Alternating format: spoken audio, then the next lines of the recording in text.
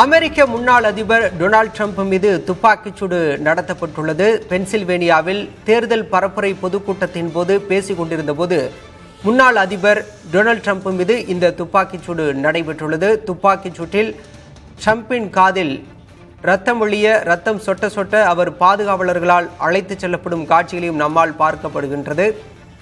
இந்த துப்பாக்கிச்சூட்டில் பொதுக்கூட்டத்தில் பங்கேற்ற பொதுமக்களில் ஒருவர் உயிரிழந்திருக்கிறார். அதே நேரம் துப்பாக்கிச்சூடு நடத்திய நபரும் சுட்டுக் கொல்லப்பட்டுள்ளார். துப்பாக்கிச்சூடு நடத்திய நபர் யார் என்ற விசாரணையும் தீவிரமாக நடைபெற்று வரும் நிலையில் இந்த துப்பாக்கிச்சூடு சம்பவத்திற்கு பல்வேறு தலைவர்களும் கண்டனம் தெரிவித்து வருகின்றனர்.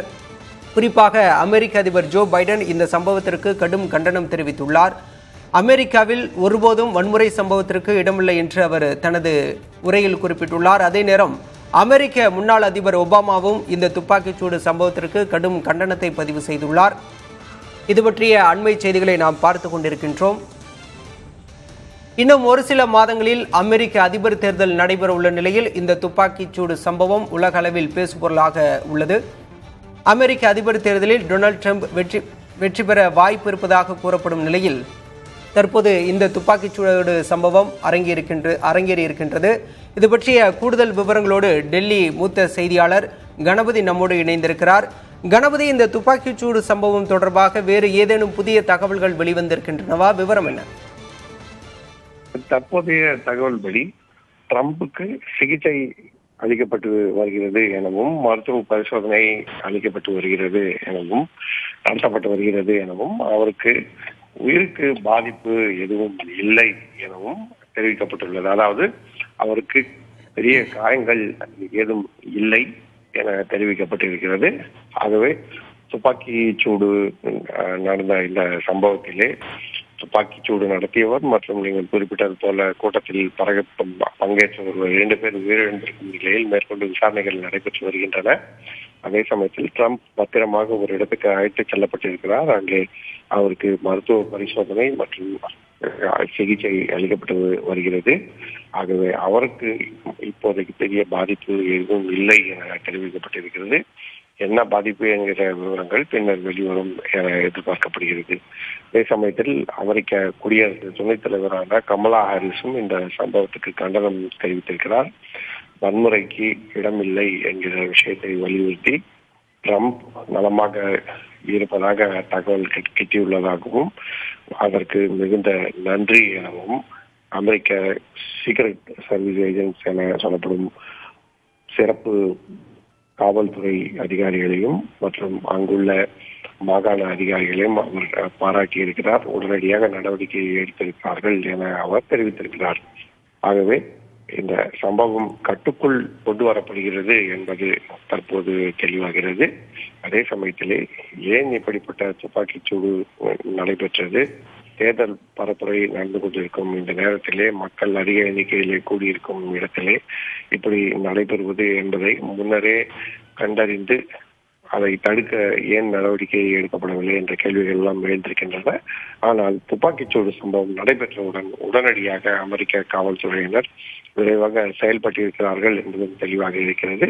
ஏனென்றால் துப்பாக்கிச்சூட்டில் ஈடுபட்டவர் யார் என கண்டறிந்து உடனடியாக பதிலடி கொடுத்ததில் தான் அவர் உயிரிழந்திருக்கிறார்.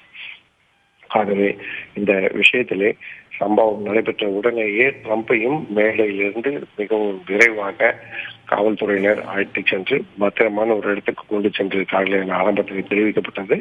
அதன் பிறகு தற்போது அவருக்கு மருத்துவ பரிசோதனை மற்றும் முதலுதவி ஆகியவை அளிக்கப்பட்டுள்ளன. ஆகவே இந்த விஷயத்திலே மேற்கொண்டு விசாரணைகள் எல்லாம் ஏன் இந்த சம்பவம் நடைபெற்றது, யார் இதில் ஈடுபட்டிருக்கிறார்கள் என்பதை தொடர்ந்து இருந்து வருகிறது. அதே சமயத்திலே இந்த வன்முறை சம்பவத்தை அமெரிக்க அரசியல் தலைவர்கள் பலரும் தொடர்ந்து வன்மையாக கண்டித்து வருகிறார்கள். கணபதி, இந்த துப்பாக்கிச்சூடு சம்பவத்திற்கு அமெரிக்க அதிபர் ஜோ பைடன் கண்டனம் தெரிவித்துள்ளார். அதே போல வேறு எந்த தலைவர்கள் எல்லாம் கண்டனம் தெரிவித்திருக்கின்றனர்? அது பற்றிய விவரம் என்ன? அமெரிக்காவின் குடியரசு துணைத் தலைவரான கமலா ஹாரிஸும் கண்டனம் தெரிவித்திருக்கிறார். அவரது கட்சியைச் சேர்ந்த பலரும், அதாவது நீங்கள் குறிப்பிட்டது போல முன்னாள் அமெரிக்க அதிபர் ஒபாமா உள்ளிட்டோரும் இத்தகைய கருத்தையை தெரிவித்திருக்கிறார்கள். ட்ரம்ப் இந்த விஷயத்துல என்ன கருத்து தெரிவிக்கப் போகிறார் என்பது மிகவும் உன்னிப்பாக கவனிக்கப்படுகிறது, ஆர்வத்துடன் எதிர்பார்க்கப்படுகிறது.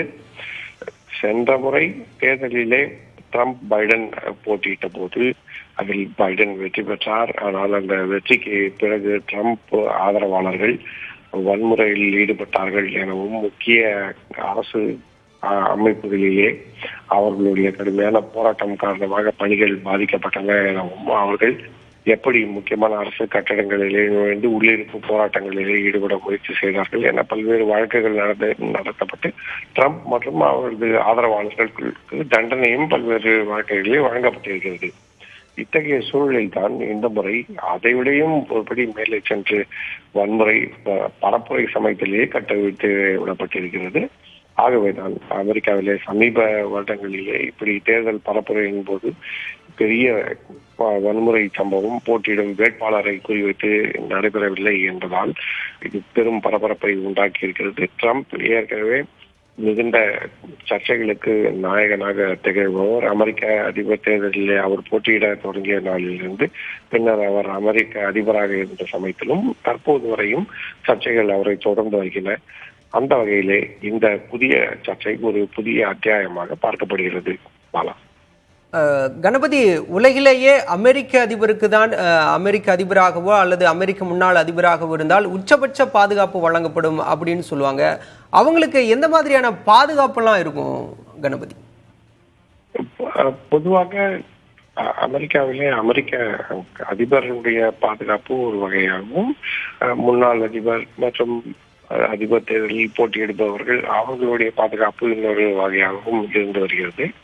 பொதுவாக தேர்தல் பரப்புரை கூட்டங்களிலே நமது நாட்டில் உள்ளது போல அந்த அளவுக்கு பெரிய அளவிலே பேரணிகள் போன்றவை நடைபெறுவதில்லை என்றாலும் அமெரிக்க ஜனத்தொகை இந்திய ஜனத்தொகையை விட மிகவும் ஒப்பிட்டு பார்க்கும்போது குறைவாக இருப்பதன் காரணமாகவும் அங்கே தேர்தல் பரப்புரை கூட்டங்களிலே அந்த அளவுக்கு பெரிய பாதுகாப்பு ஏற்பாடுகள் செய்யப்படுவதில்லை. வெளிப்படையாக தெரியும் பாதுகாப்புகளாக இல்லாவிட்டாலும் சீக்ரெட் சர்வீஸ் ஏஜென்ட்ஸ் என அழைக்கப்படும் நபர்கள், அதாவது நமது உளவுத்துறையை போல ஆங்காங்கே மிகவும் தீவிரமாக கண்காணிப்புகளிலே ஈடுபடுகிறார்கள்.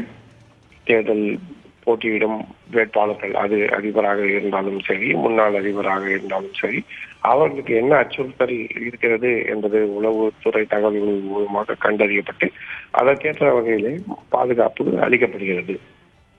ஆகவேதான் அனைத்து ஏற்பாடுகளும் சிறப்பாக செய்யப்பட்டிருக்கும். தேர்தல் பிரச்சாரம் எந்த விதமான வன்முறையும் இன்றி நடைபெறும் என எதிர்பார்க்கப்பட்ட நிலையிலே திடீரென இந்த சம்பவம் பெரும் பரபரப்பை உண்டாக்கி இருக்கிறது, பெரும் அதிர்ச்சியை உண்டாக்கி இருக்கிறது. அமைதியாக நடைபெற்றுக் கொண்டிருந்த தேர்தல் பிரச்சாரத்திலே இது மிகப்பெரிய தாக்கத்தை ஏற்படுத்துவதற்கான வாய்ப்பு இருக்கிறது. கணபதி, இந்த துப்பாக்கிச்சூடு சம்பவத்தால் வர நவம்பர் 5ஆம் தேதி நடைபெறவுள்ள அமெரிக்க அதிபர் தேர்தல் ஏதேனும் தள்ளி வைக்கப்படுவதற்கு வாய்ப்பு இருக்கா? இதுவரை அது போன்ற தகவல்கள் எதுவும் இல்லை. அப்படி வாய்ப்பு இருப்பதாகவும் அப்படி முக்கிய தலைவர்கள் யாரும் இதுவரை தெரிவிக்கவில்லை. இதற்கு காரணம் என்னவென்றால் ட்ரம்ப் நலமுடன் இருப்பதாக தெரிவிக்கப்பட்டிருக்கிறது. அதை ஜோ பைடன் மற்றும் கமலா ஹாரிஸ் ஆகியோரும் தங்களுடைய பதிவுகளிலே தெளிவுபடுத்தி இருக்கிறார்கள். ஆகவே அப்படிப்பட்ட சூழலிலே தேர்தல் ஒத்திவைக்கப்பட வேண்டிய வாய்ப்பு இருக்காது. குறிப்பாக ட்ரம்ப் ஆதரவாளர்களே அதை விரும்ப மாட்டார்கள். ஏனென்றால் இந்த தேர்தலிலே ட்ரம்ப் வெற்றி பெற்று விடுவார் என அவர்கள் நம்பிக்கையுடன் இருக்கிறார்கள். ஆகவே இப்படிப்பட்ட சூழலிலே இந்த சம்பவத்தின் பின்னணியில் இருப்பவர்கள் யார், என்ன சதி நடைபெற்றது போன்ற விசாரணைகள் ஒருபுறம் நடைபெறும் சூழலில் தான் அதன் விவரங்கள் தெரிய வந்த பிறகு மேற்கொண்டு நடவடிக்கைகள் எடுக்கப்பட வாய்ப்பு இருக்கிறது. ஆனால் தற்போதைக்கு தேர்தல் தள்ளி வைக்கப்படவோ அல்லது வேறு ஏதேனும் நடவடிக்கைகள் எடுக்கப்படவோ வாய்ப்பு இல்லை. ட்ரம்புக்கு பாதுகாப்பு அதிகரிக்கப்படுவதற்கான வாய்ப்பு இருக்கிறது. ட்ரம்ப் மிகப்பெரிய தொழிலதிபர் செல்வந்தர் என்பதால் அவருக்கு தனிப்பட்ட முறையிலும் பாதுகாப்பு இருக்கிறது. அத்தகைய பாதுகாப்பும் சரி, அரசு சார்பாக வழங்கப்படும் பாதுகாப்பும் சரி அதிகரிக்கப்படுவதற்கான வாய்ப்பு இருக்கிறது. இந்த பாதுகாப்பு ஏற்பாடுகளோடு பரப்புரை தொடர்வதற்கான சூழலே அதிகமாக இருக்கிறது. பல கணபதி, பொதுவா இந்த துப்பாக்கிச்சூடு சம்பவத்துல வெளிநாட்டு சதி ஏதேனும் இருக்கிறதுக்கான வாய்ப்புகள் இருக்கின்றதா? அது பற்றி ஏதேனும் விவரம் இருக்கிறதா?